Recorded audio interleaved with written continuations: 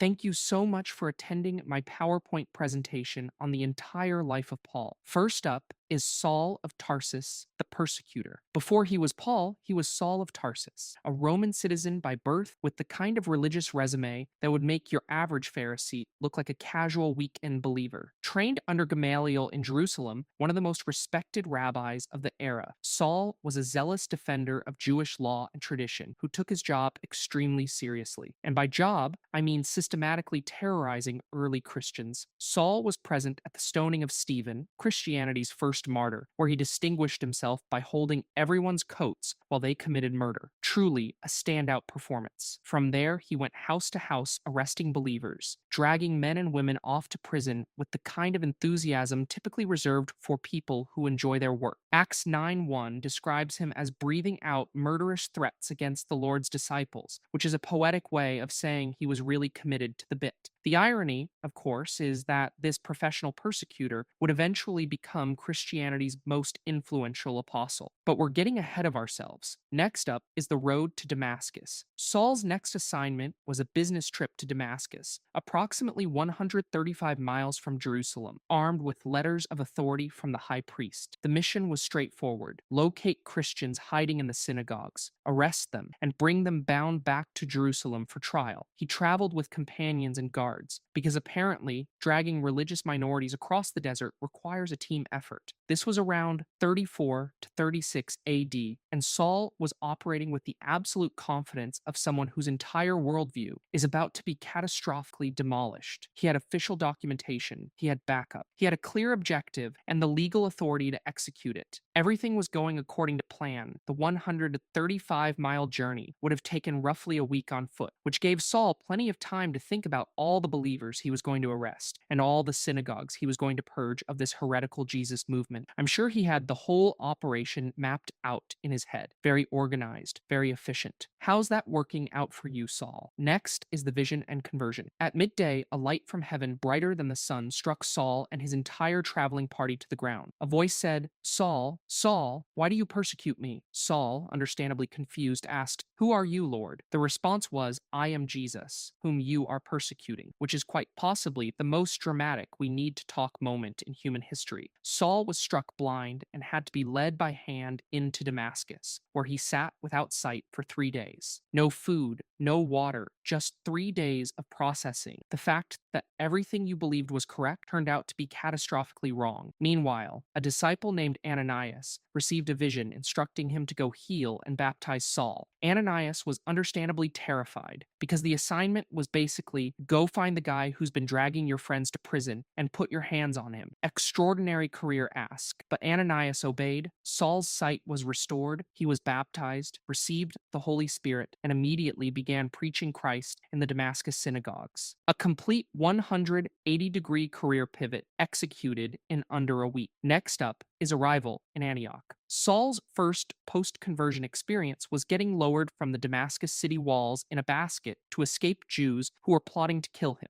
A truly dignified beginning to his apostolic career. He then traveled to Jerusalem, where the disciples understandably did not trust him, because the last time they saw this guy, he was dragging their friends to prison. Reasonable concern. Barnabas vouched for him, which was essentially providing a professional reference for a former terrorist, and the church accepted Saul. However, because people kept trying to kill him, he was sent to Tarsus for safety. He stayed there until Barnabas retrieved him and brought him to Antioch, the third largest city in the Roman Empire, with a diverse population and a growing Christian community. Antioch is where believers were first called Christians, and Saul taught there for a full year with Barnabas. This was his probationary period, his training ground, his career rehab tour after the whole persecution phase. Antioch became the launching point for the Gentile mission, which means Saul's basket escape and trust issues were apparently just the warm-up for what came next. Moving on to the first missionary journey. Between 46 and 48 AD, Saul was sent out from Antioch with Barnabas and John Mark on what would become a pattern he'd repeat for the rest of his life. Preach in synagogues, get rejected, turn to Gentiles, nearly die, repeat. They traveled through Cyprus, Pamphylia, and Galatia. John Mark abandoned them partway through, which would cause problems later, but we'll get to that. The journey featured some highlights. Saul confronted a sorcerer named Bar Jesus and struck him blind, which is poetic considering Saul's own Damascus Road experience. At Lystra, he was stoned and left for dead, mirroring what happened to Stephen while Saul held the coats. He survived because apparently getting stoned is just a career setback when you're an apostle. Despite the routine near death experiences, Saul and Barnabas established churches in Pisidian Antioch, Iconium, Lystra, and Derbe before returning to Antioch to report on their work. The mission was a success in the sense that churches were founded and people believed, though success in this context includes multiple murder attempts and one actual stoning. Next is the Council of Jerusalem. Around 49 to 50 AD, the early church faced its first major theological controversy. Do Gentile converts need to follow Mosaic law and get circumcised to be saved? Judaizers from Jerusalem were insisting that circumcision was required for salvation, which posed a significant barrier to the Gentile mission Paul had been conducting. So Paul and Barnabas traveled to Jerusalem to settle the matter in what was essentially the first church committee meeting. Peter, James, and the apostles gathered to debate the question, which I'm sure sounded absolutely reasonable to them, but would sound insane to anyone outside the room. You traveled all this way to argue about what? The conclusion was a massive theological victory for Paul. Gentiles are saved by grace, not by following the law. The only requirements were to abstain from food sacrificed to idols, from blood, from strangled animals, and from sexual immorality. They sent a letter with this decision back to Antioch, effectively removing the circumcision barrier and opening the door for the Gentile mission to expand without requiring converts to adopt the full Mosaic law.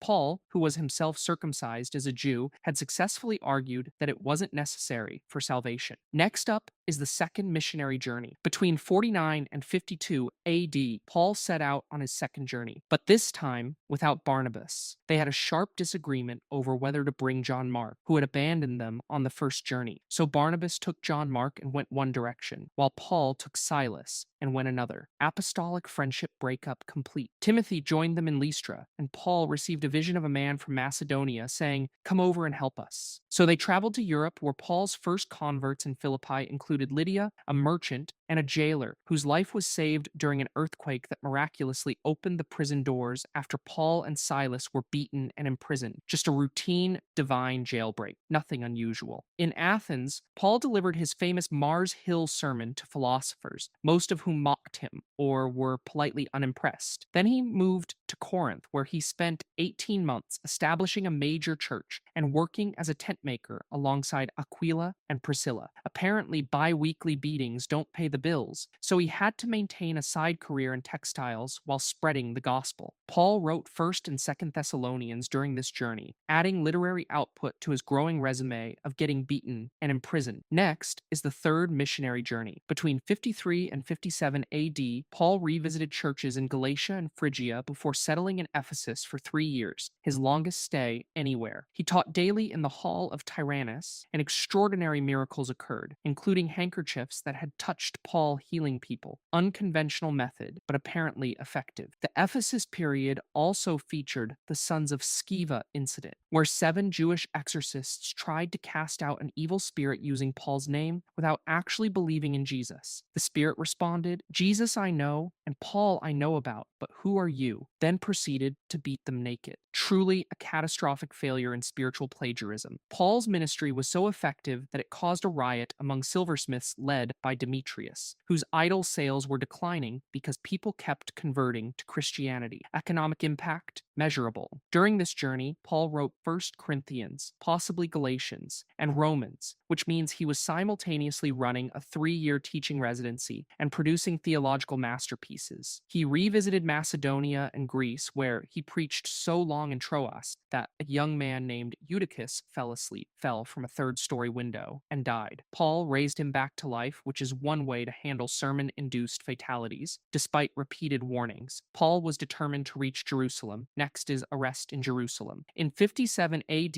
Paul arrived in Jerusalem against all advice. The prophet Agabus had demonstrated with Paul's own belt how he would be bound and handed over to the Gentiles. Paul went anyway because listening to prophetic warnings apparently wasn't his strong suit. He was accused of bringing a Gentile named Trophimus into the temple, which he didn't do, but the accusation was enough to start a riot. Roman soldiers rescued him from the mob, and Paul gave a defense speech in Hebrew from the steps. The crowd listened until he mentioned Jesus sending him to the Gentiles, at which point they went berserk again. Paul was about to be flogged when he revealed his Roman citizenship, which stopped the proceedings immediately. Remarkable timing on that disclosure. He was then brought before the Sanhedrin, where he strategically caused a division between the Pharisees and Sadducees by invoking the resurrection debate, turning the trial into internal Jewish theological warfare. Over 40 Jews vowed not to eat or drink until they killed Paul, which raises questions about how that commitment worked out for them. Paul was transferred to Caesarea for safety, where he spent 2 years under governors Felix and then Festus, waiting for his case to be resolved. From Caesarea, Paul would travel to Rome the hard way. Next is the shipwreck at Malta. In 60 AD, Paul exercised his right as a Roman citizen and appealed to Caesar, which meant he would be transferred to Rome by sea along with other prisoners. Luke accompanied him and wrote a detailed account of what happened next in Acts 27, which is fortunate because the journey was a disaster. Paul warned the centurion not to sail due to dangerous conditions. The centurion ignored him. A storm lasted 14 days with 276 people on board, and an angel told Paul that everyone would survive, which must have been reassuring during the part where they were running aground on Malta and the soldiers wanted to kill all the prisoners to prevent escape. The centurion stopped them, and everyone made it to shore alive, exactly as Paul said. Then Paul was bitten by a viper while gathering firewood. He shook it off with no harm, and the islanders went from thinking he was a murderer getting divine justice to thinking he was a god. Theological whiplash. Paul healed the father of Publius, the island's chief official, along with many others, and they wintered on Malta for 3 months before finally sailing to Rome. So, to summarize, warned them not to sail, was ignored, survived shipwreck, got bitten by a snake, healed a bunch of people, then continued to Rome. Just another Tuesday for Paul. Moving on to house arrest in Rome. Between 60 and 62 AD, Paul arrived in Rome and was allowed to live in a rented house with a soldier guard, which was an upgrade from actual prison, but still meant being chained to a guard's 24/7. The guards rotated in shifts, which gave Paul a captive audience for the gospel in the most literal sense possible. I'm sure they were thrilled. Paul continued teaching and preaching freely, receiving visitors and conducting ministry from his house arrest. During this period, he wrote the prison epistles: Ephesians, Philippians, Colossians, and Philemon. Some scholars include 2 Timothy here as well. So while he was physically chained to Roman soldiers, Paul was producing theological masterpieces that would shape Christianity for the next 2,000 years. Productivity under constraint. Jewish leaders in Rome came to hear his case, and Paul preached the kingdom of God boldly and without hindrance, which is how the book of Acts ends. The phrase without hindrance is remarkable considering he was literally hindered by chains, but apparently that's a minor detail. Paul was likely released around 62 AD. Some traditions suggest he made a fourth missionary journey to Spain, though this is debated. What's certain is that he was rearrested later during Nero's persecution of Christians, which brings us to his final chapter. Next is final martyrdom. Between 64 and 67 AD, most likely in 67 AD, Paul was rearrested during Nero's persecution of Christians following the Great Fire of Rome in 64 AD,